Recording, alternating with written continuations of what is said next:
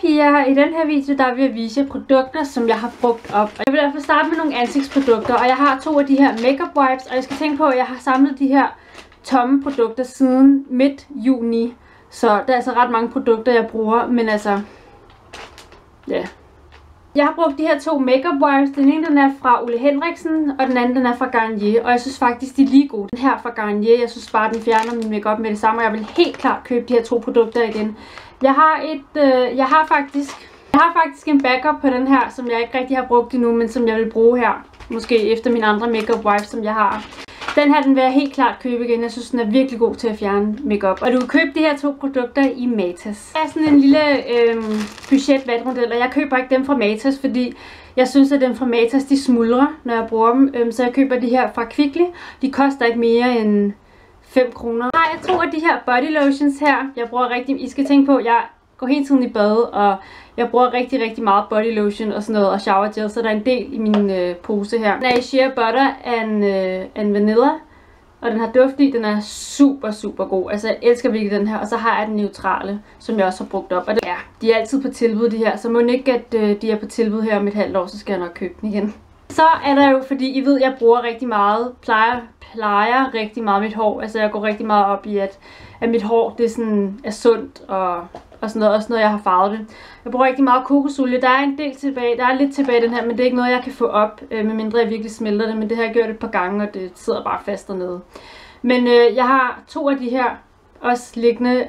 Jeg bruger kokosolie hver anden uge eller 1 gang om ugen. Jeg købte det for en 10 eller en 20'er i de udlandske grønhandlere på Nørrebro eller på Amager eller sådan et eller andet. Så har jeg en body lotion fra Elisabeth Arden, og den er faktisk lige blevet færdig med i dag. Jeg har lige brugt den, og den er super god. Jeg elsker den her body lotion. Hvor meget den her den koster? Jeg tror den koster omkring de 100 kroner. Eller lidt mere. Og ja, jeg ved ikke om jeg vil købe den her igen. Jeg har været super glad for den, men det er altid en jeg har glemt. Kender I det? Det er altid et produkt man har glemt, og så er det næsten ikke det værd at købe igen. Så har jeg en anden body lotion fra Aveeno, og den har jeg købt over Amazon.co.uk, og jeg har købt den for en 50'er, tror jeg, eller så er det 70 kroner eller sådan noget, men det er en virkelig god body lotion. Den fugter huden rigtig godt, og men lugten den er forfærdelig. Altså det er som om du lugter virkelig af jord. Du tager jord ud over hele din krop, men den fugter huden, den er virkelig god, men lugten er ikke lige helt bedste. Det er ikke noget jeg vil købe igen. Har jeg en hårmaske her, jeg springer lidt rundt i tingene her. Jeg har en hårmaske, og den her den er fra Garnier. Og det er deres Color Resist, og det er helt klart en jeg gerne vil bruge igen. Jeg synes den er så god den her. Også hvis du ikke har farvet dit hår, så synes jeg du skulle prøve den her, fordi den dufter bare simpelthen så godt, og så gør dit hår mega blødt. Den koster ikke mere end, jeg tror jeg bare købte den her på tilbud til 40 eller 45 kroner eller sådan noget, jeg kan ikke helt huske det. Men de har dem altid på tilbud, de her i Bilka eller Føtex og sådan noget. Men igen, dufter så godt. Man skal helt klart ud og købe den her igen. Nogle hårprodukter også her igen. Jeg har de her 2 Brilliant Brunette fra John Frieda. Og igen, jeg vil rigtig gerne købe de her igen. De laver nogle fantastiske produkter, John Frieda. Og jeg mener, at du kan købe de her i Magasin eller Matas. Jeg købte de her i Magasin til 90 kroner stykket, tror jeg. Og så nogle gange så er de på tilbud til en 50 eller 30. Helt klart ud at købe den, fordi de er virkelig det værd. Der er en balsam her fra Ossie, og jeg har også brugt Ossies shampooer og alt det der. Og de laver bare nogle virkelig gode produkter også. De dufter virkelig godt af slik, og man bliver bare altid i godt humør, når man bruger Ossies produkter, fordi at det dufter bare så godt. Der er også noget, jeg vil købe igen. Så omkring, det er meget, priserne svinger meget med de her Ossie produkter. Nogle gange så er de på tilbud til en 50'er i Netto, og så nogle gange så koster de 110 kroner i Matas, og så har de den på tilbud. Men hold endelig øje med, når det er på tilbud, fordi det er virkelig et godt produkt det her. Så har jeg også endnu et hårprodukt, og det er L'Oreal's Smooth and Hot. Det er Protected. Sådan en cream, man putter i håret, når håret er fugtigt, så kan man glat håret. Og den har jeg også været super glad for den her. Helt klart noget, jeg skal købe igen. Koster ikke mere end, jeg tror det er omkring de 50 kroner, den her den koster. Jeg kan godt lide sådan nogle leave-in produkter i håret.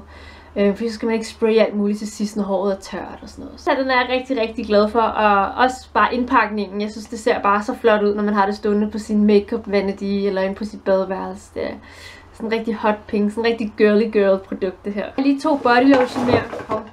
Og der har jeg den her fra The Body Shop, og to fra The Body Shop faktisk. Så dufter den her rigtig godt, jeg ved ikke om det er hindbær eller hvad det er, men den er bare rigtig, rigtig god, den her body lotion, og måske noget jeg vil købe igen til sommer, men ikke lige nu. Denne her til gengæld, oh my god, den er virkelig, virkelig god. Jeg tror det er deres papaya.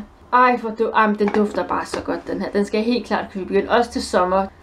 Og så har jeg igen en shower gel fra Palmolive, deres Morning Tonic. Jeg er så glad for den her. Jeg har også, min kat vil gerne. Ja. Den her, har jeg været super glad for. Jeg skal helt klart ud og købe den igen. Altid når jeg står op om morgenen, så bruger jeg den her. Eller også bare om eftermiddagen. Eller bare når jeg har haft en hård dag. Jeg synes bare, det dufter så godt, det her. Den skummer virkelig på kroppen og fugter huden og sådan noget. Og jeg elsker den. Jeg købte den her i Bilka og Føtex til, hvad er det, 30 kroner eller sådan noget. Den her, den er med noget lemon, et eller andet mandarin ting. Har jeg en body oil. Jeg bruger rigtig mange kropsprodukter fra det her mærke, der hedder Caramello. Og ej, hvor blev jeg ked af det, den her blev færdig. Det var bare sådan noget, no. Den koster 300 kroner. Jeg har haft den i 1,5 år eller sådan noget. I lang tid i hvert fald. Og den her, den er bare heaven. Altså, den har virkelig bare reddet mit liv nogle gange. Body oil, jeg tager på, når jeg kommer ud fra mit bad. Eller også kan du tage det i dit badekar. Og den virker bare, lige meget hvordan du bruger den, så virker den. Fugter bare ens hud. Den gør ens hud rigtig blød. Og helt klart noget, jeg skal købe igen. Ikke lige nu, men til når det bliver lidt koldere. Virkelig lækre produkter.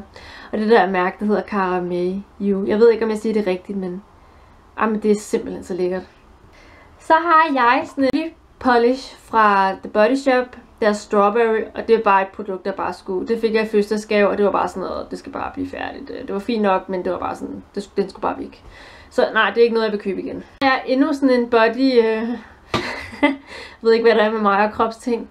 Men det er sådan en spray, der fra The Body Shop. Jeg fik den på tilbud, jeg tror, den ikke kostede mere end 30 kroner, fordi jeg kunne få 3 ting for 100 eller sådan noget, og så gav hun mig bare den her med.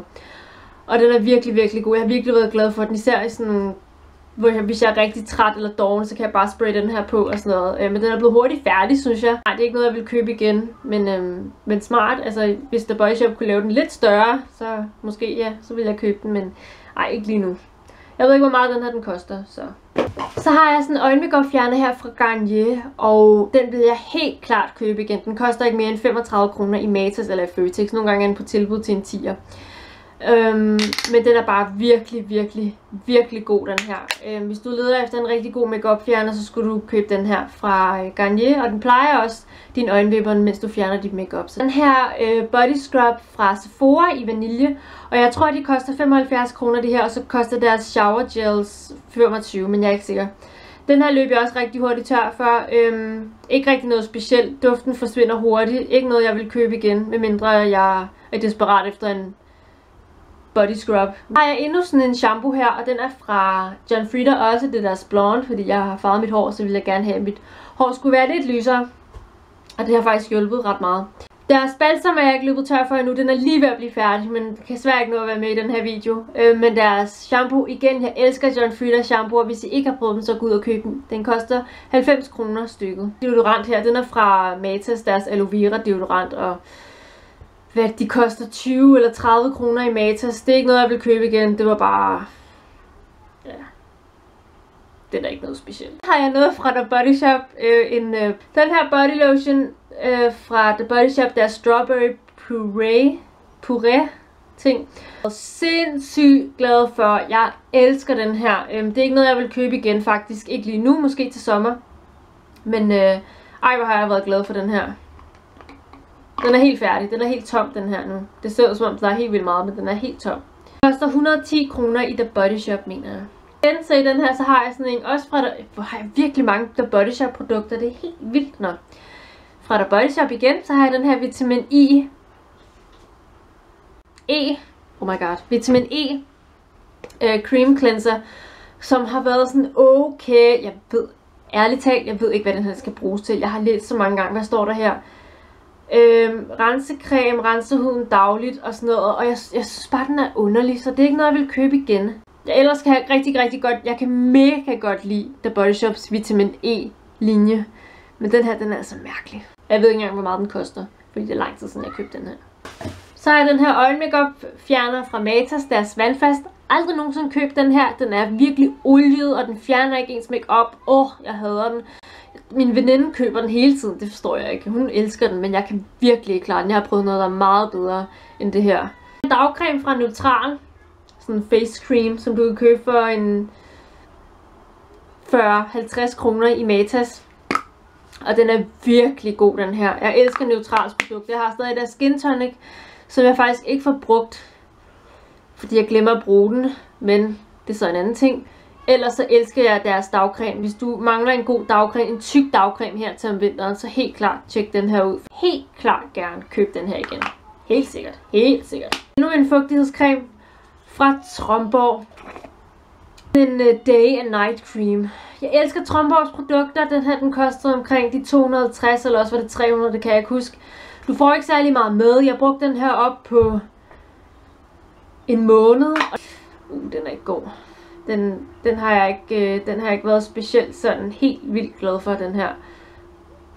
Og det er ikke noget, jeg vil købe igen. Den her Alt i en rens fra Matas, og den er sindssygt god. Alt i en rens, super super god. Den her lille rejse ind koster 15 kroner. Hvis du gerne vil prøve den, så brug 15 kroner på at prøve den her. Den er god. Den er rigtig rigtig god. Den her fjerner alle udrenheder. Og ja.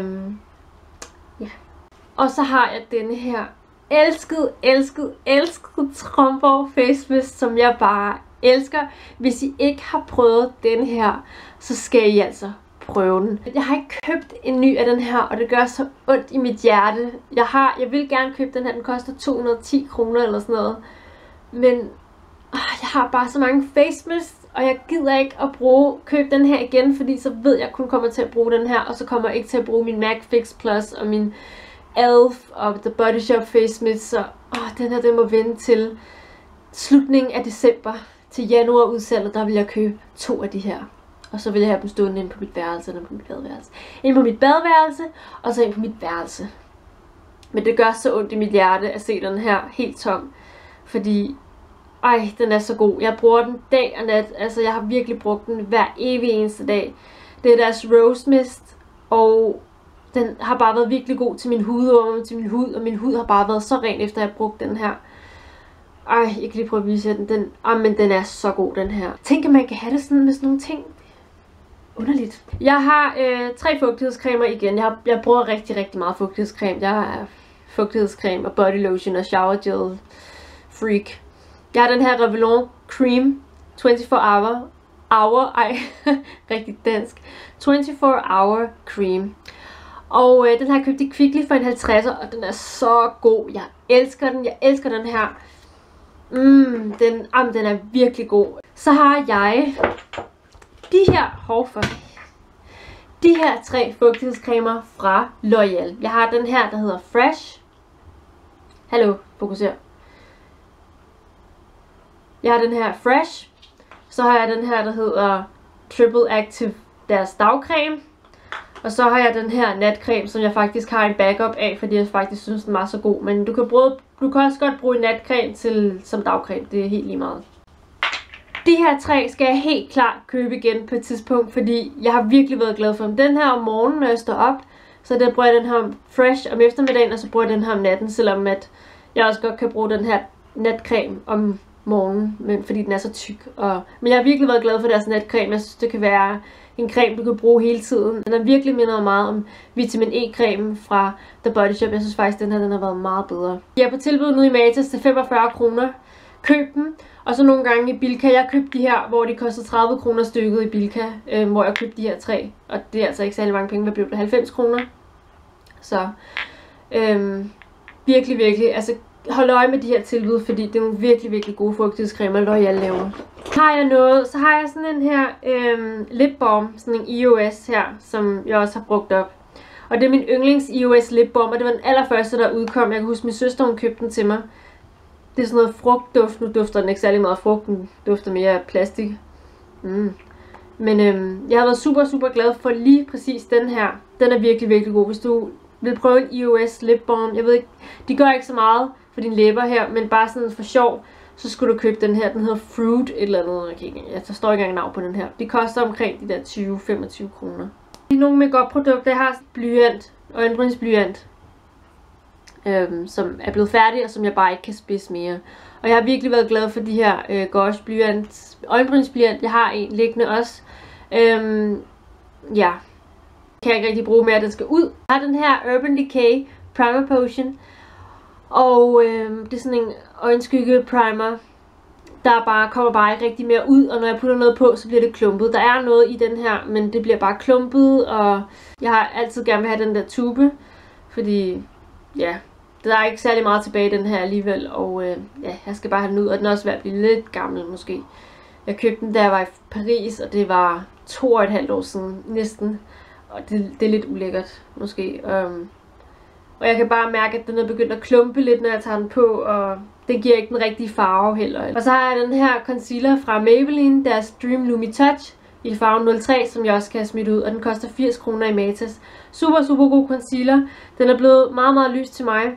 Måske vil jeg købe den igen, når jeg har brugt alle mine andre concealer op, fordi jeg har rimelig mange concealer. Men ikke en, jeg vil købe i forløb. Men hvis du leder efter en rigtig, rigtig god concealer, så skal du helt klart tjekke den her ud fra Maybelline, fordi den er super god. Jeg er rigtig med i den her pose. Det her, det er altså alle de her produkter, jeg har brugt op på 2,5 måned. Det er sindssygt meget. Hvad sker der lige her? Jeg håber, I kunne lide den her video, og ses igen i min næste video. Hej hej!